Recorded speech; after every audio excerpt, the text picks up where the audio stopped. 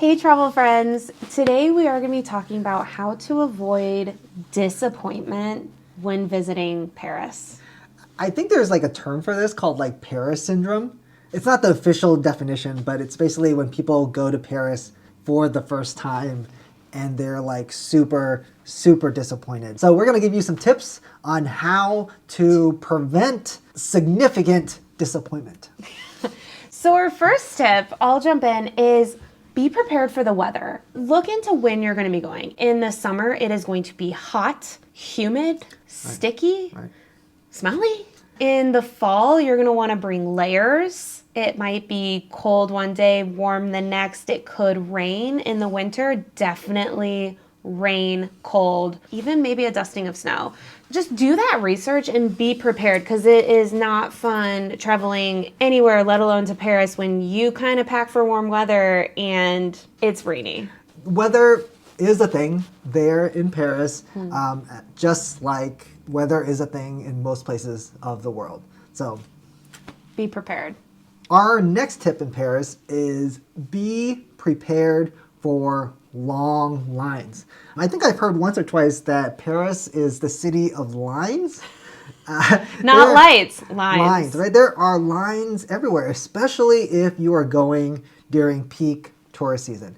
Most tourist attractions will have long lines. And this is where being prepared, doing your research, seeing if there are online fast passes to whatever tourist attraction you want to go to really, really pays off. So if you haven't done your research, just know that, it's going to the Louvre on a whim, during peak tourist season might take a while.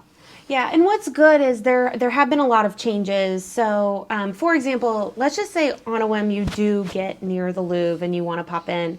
You can still go online and see if there's availability within a specific block of time. So then maybe you can go grab a bite to eat and come back. And then that's kind of like your skip the line pass. So a lot of these museums will sell tickets for a specific time block, which I think is a big thing. So factor that in and be prepared, because places like the Louvre, Musée d'Orsay, all of these areas might be closed, might have different hours, but they're always going to have long lines. So the next tip is don't overpack your day. This is a big mistake that many first-timers to Paris do. In Paris, there's like so many things to do, so many things to see, so many things to eat. I find that a lot of people who don't enjoy Paris, they've packed in so many things and they're either like too tired after it, they're too stressed. But if you think about like the average Parisian, right, they're like walking along the streets. They're enjoying shopping at the cheese market or the wine store. They're out drinking with their friends or dining with their friends, right? So that's what most people should, allow in their trip. Don't overpack it with like tons of touristy stuff. Like Barbara said, plan like one or two things. I think most people would enjoy Paris way, way more if they do it like that. And I think just before we wrap up this tip, when we're saying like one or two things, have those one or two things, but also then just get lost in between. I think that's the beauty of Paris is, again, wandering the streets and happening upon a great boutique or a really cute restaurant that you want to sit at and enjoy, or watching artists paint. Yeah, most people don't do that because they have like 5 things on their to-do list and they're just like rushing from one thing to the other. Tip number 4, know when things are open and closed. This comes down to your restaurants when they're open, restaurant hours. Sometimes they close in the afternoon. This comes down to the museums. They're not always open every day. They do also close. That can really throw a wrench if you don't do that initial research and realize the big event that you had is closed.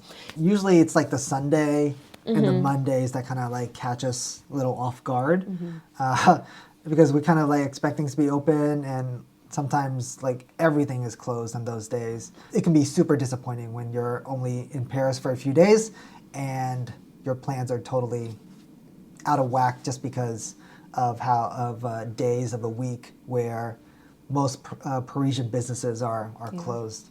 Next tip, make reservations to the restaurants you want to eat at Paris is a very, very popular place. A lot of the restaurants are on, I would say, like the smaller side, and meals tend to last very long. So most restaurants only have a few service chunks. Things fill up really, really quickly. So definitely make your reservations. Even if you're going during off season, don't assume that you're automatically just going to get in anywhere you want to go. Make reservations. Yeah, and you can do that online, via phone. We had a lot of success just popping in person for the next night. Right. Tip number 6, be polite. And learn some French phrases, even if your French sucks and your pronunciation sucks. You do not need to be fluent in French. But what we found is a little bit of French goes a very long way. And so what's expected is a formal greeting, bonjour, Yeah. Bonsoir. bonsoir, Yeah. and then ask if they speak English. Many will know from just how you say bonjour. They'll be like, English? And we're like, yeah. And they're like, great, I can speak English. Do you need any help?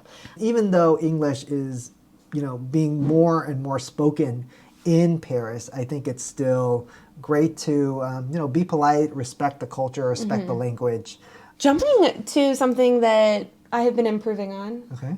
don't overpack. So when you are going to Paris, there are so many good things to buy, to bring home as gifts for yourself or for others. And so you want to make sure that, one, you don't overpack there because you want to have enough room to bring all of these goodies home.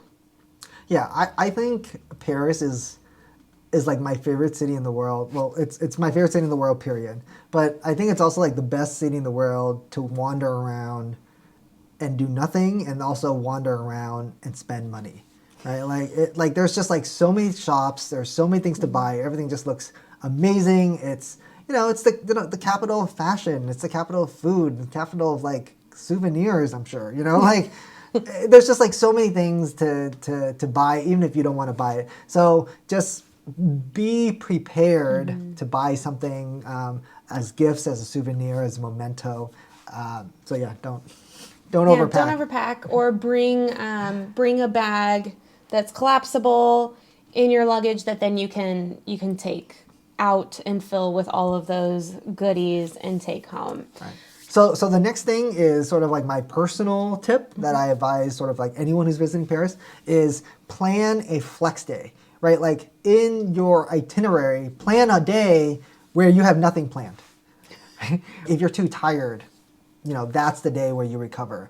Or if you are planning a picnic or planning somewhere and it totally rained or the weather sucked and you couldn't do that, or you couldn't get your reservation at this restaurant you wanted, right? Like have a day where it's like a backup day that you can just do nothing or do the thing that you were supposed to do on another day. And I think that like one, it just like de-stresses people out to have that flex day, and I just think it's just like you just enjoy it more, right? Because then hopefully you have the opportunity to just wander around, people watch, have a longer lunch or longer dinner, stroll a little bit more slowly, and just enjoy the magic of Paris.